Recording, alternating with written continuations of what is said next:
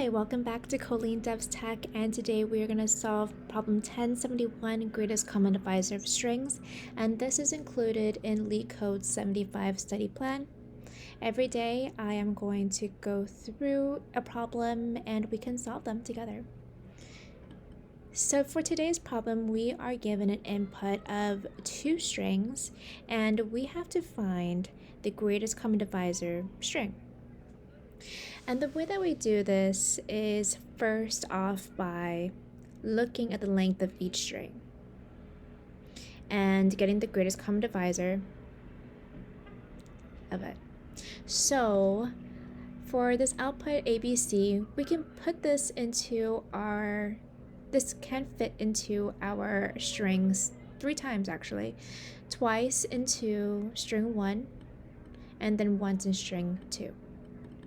And for example 2, we have 6 characters in string 1 and then 4 characters in string 2. Our output is the greatest common divisor of 2, and we can put AB 5 times. 3 times in string 1 and 2 times in string 2.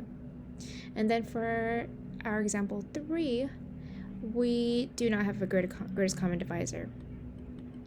So let's look at this a little bit further. So like I said, we should look at the string's length. So this is length of 6, has 6 characters in it. This has 3 characters in it. The good thing about Python, or the great thing about Python, is I can actually calculate, there is actually a method called the greatest common divisor. And so let's put in the string lengths. So the first one was 6, the second one was 3. The greatest common divisor of those 2 is going to be 3. That is our greatest common divisor. So we can put in ABC 1, 2, 3 times. So let's look at the second example. This has a length of 6, this has a length of 4. Our greatest common divisor of these 2 should be 2.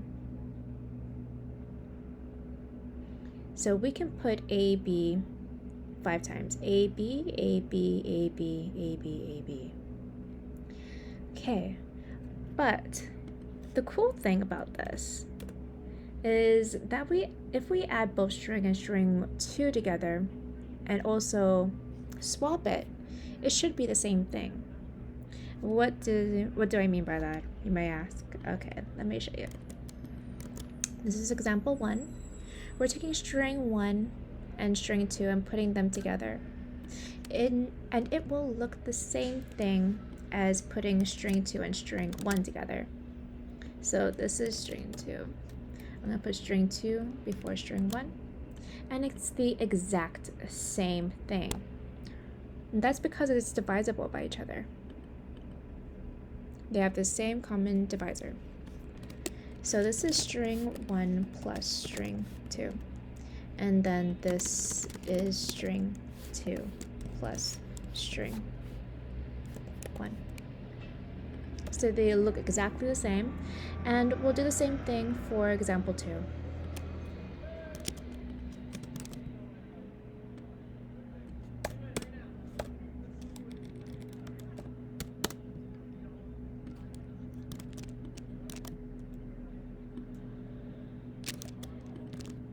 And it is the exact same thing.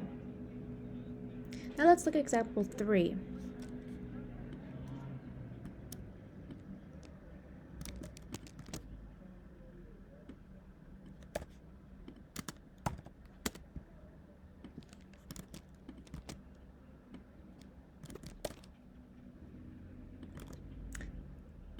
Are these equal to each other? No, they're not equal to each other.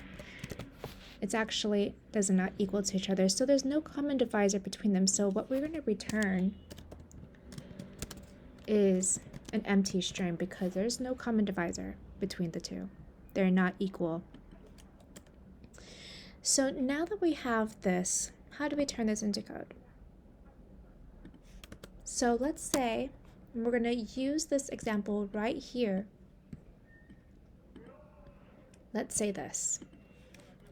If string 1 plus string 2 are not equal to string 2 plus string 1,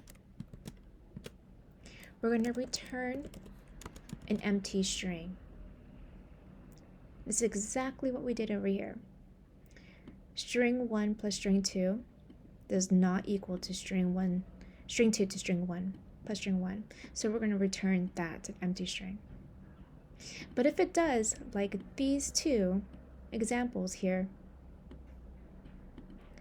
we are going to set a variable, in this case I'll call it divisor, and we're going to use that same method, this GCD method.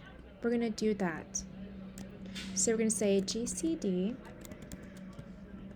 and we're getting the length of our string. So this is the length of our string. Our first string is this. This is the length of our string, which is 6.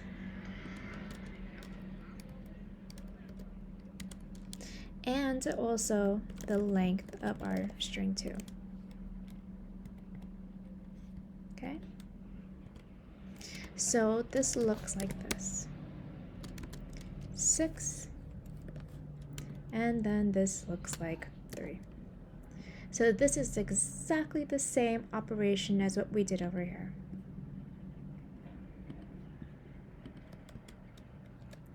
And so divisor will be equal to 3. The divisor is 3. But we don't want to return 3, our divisor, right? We want to return the string of our divisor. So the way that we do that is say return string 1 and then our divisor. So we're stringing everything inside our divisor. Okay, the length of our divisor. So that should be it. Let's see if that worked. I think everything is commented out. Okay, let's run that. And perfect, it is accepted. Okay, I hope you enjoyed this problem. And if you come up with any other solution, please let me know. But other than that, I'll see you tomorrow, and happy coding.